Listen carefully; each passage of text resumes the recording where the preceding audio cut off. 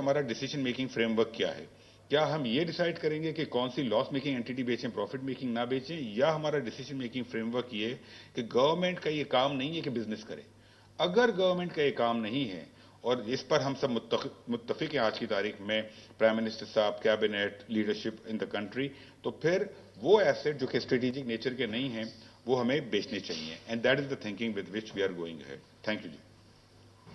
Thank you, Mohammad Irshad. It's great to have a strategic thinker like him and a seasoned practitioner and professional who's sort of leading the charge on this front. انہوں نے جو دونوں باتیں کی ہیں بالکل ٹھیک بات کی ہیں کہ we shouldn't make a distinction between loss making, profitable. Private sector should take the lead in the country. اور دوسری انہوں نے جو بات کی ہے کہ جو ریگولیٹری ہمارے اسٹرکچرز ہیں those will have to be made more robust as we go forward.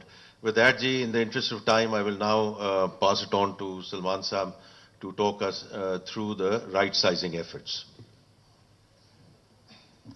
Thank you, Minister Saab. Assalamu alaikum everybody. تو اس کے اوپر ایک پچھلی جو پریس کانفرنس ہوئی تھی فالوئنگ اپ فرام دیر، دیکھیں منسٹرز نے گورنمنٹ اور اداروں کے ریفارم کی بات کی. اب گورنمنٹ کو بھی ریفارم کرنا اور اس کا سائز مناسب کرنا ایک پورا مشن ہے اور ایک پورا ٹاسک ہے اور بڑا مشکل ٹاسک ہے، بیکاز اس میں آپ کو بڑی تدبر کے ساتھ اور بڑی بیلنس کے ساتھ چلنا پڑتا ہے کہ ایکوٹی بھی مینٹین رہے، لیکن ٹیکس پیئر کا جو پیسہ ہے اس کے لیے ہم سب ذمہ دار ہیں کہ آپ کا ٹیکس پیئر کا ایک پیسہ بھی جو ہے وہ ضائع نہیں جا رہا اور اس سے کوئی نہ کوئی فائدہ پرووائڈ ہو رہا ہے عوام کے لیے اور ٹیکس پیئر کے لیے. تو ہم نے یہ توازن قائم کرنے کی کوشش کی ہے اس کے اندر کہ وہ چیزیں جہاں پہ جو وہ ادارے جہاں اچھا کام ہو رہا ہے اور اس کے ریٹرنز ہیں وہ اسی طرح چلتے رہیں، اور جہاں پہ کچھ ایکسیس ہے یا ویسٹ ہے ان کو ہم آئیڈینٹیفائی کر کے تو رائٹ سائز کریں.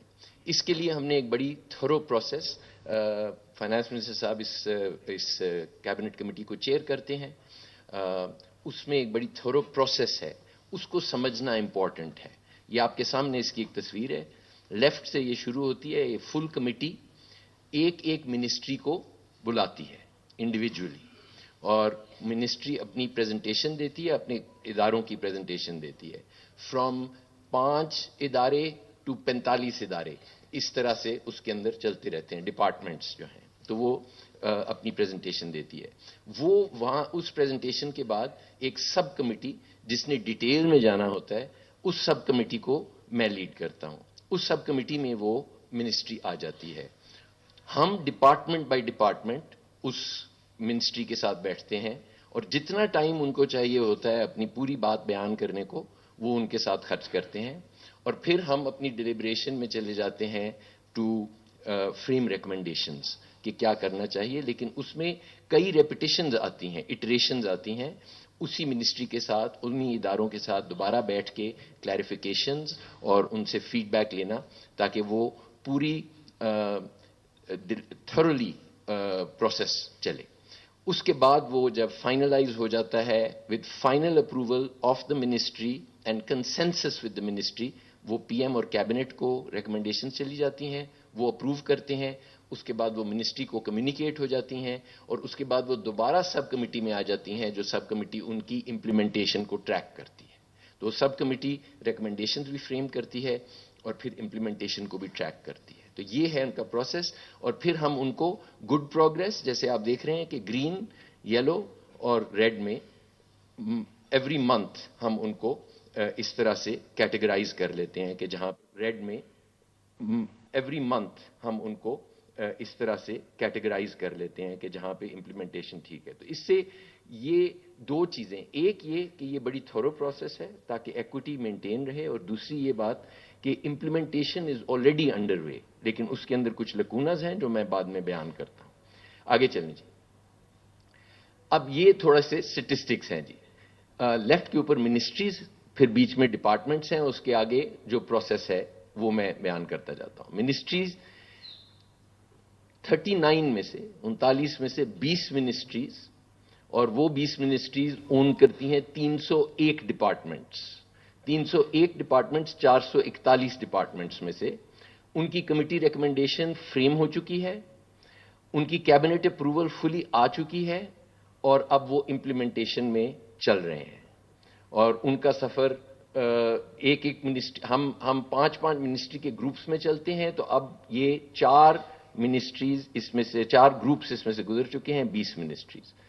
نیکسٹ جس کے اوپر کام جاری نہیں ابھی کام جاری ہے، وہ بقیہ 19 منسٹریز میں سے 9 منسٹریز کے اوپر اس وقت وہ انڈر پروسیس ہیں، وہ 78 ڈپارٹمنٹس ہیں 140 میں سے، وہ کمیٹی ریکمنڈیشن کی سٹیج کے اوپر ہیں، کیبنٹ کو پاس ہونے والے ہیں، جب کیبنٹ ان کو دیکھ لے گی اور اپروو کر دے گی تو پھر وہ امپلیمنٹیشن میں چلے جائیں گے، اور باقی ماندہ جو 10 منسٹریز ہیں 19 میں سے، وہ 62 ڈپارٹمنٹس ان کے پاس ہیں، وہ ابھی کمیٹی میں ابھی داخل ہوئے ہیں۔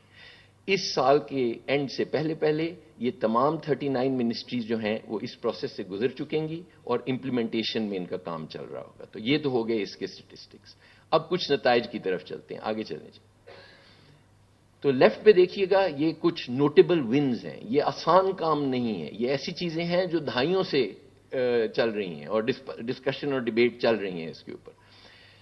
پہلی بات، September 30 as of September 30 54,000 vacant posts وہ ابالش کر دی گئی ہیں، اور ان کا جو امپلائیڈ اینول امپیکٹ ہے، جو بچت ہے ان سے، وہ 56 بلین روپے کی ہے۔ یہ نوٹیبل اور بہت مشکل عمل ہے جس کو کہ کمپلیٹ کر دیا گیا ہے۔ ابھی اور ویکنٹ پوسٹ جو ہیں وہ ایلیمینیٹ ہونے جا رہی ہیں۔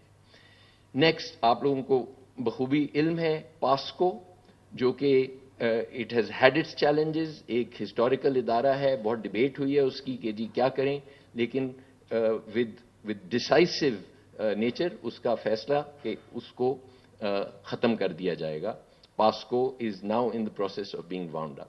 یوٹیلیٹی سٹورز کا آپ نے سنا، یہ بہت لاس میکنگ ادارہ تھا، اس کے کچھ فوائد بیان کیے جاتے ہیں، لیکن ان لوگوں کو جن کو اس کا فائدہ ہونا چاہیے تھا شاید نہیں ہو رہا تھا۔ یہ بھی ایک لاس میکنگ ادارہ تھا، اور اس کو بھی ڈسپائٹ اپوزیشن، ڈسپائٹ فierce اپوزیشن، اس کا بھی فیصلہ کیا گیا کہ اس کو بند کر دیا جائے۔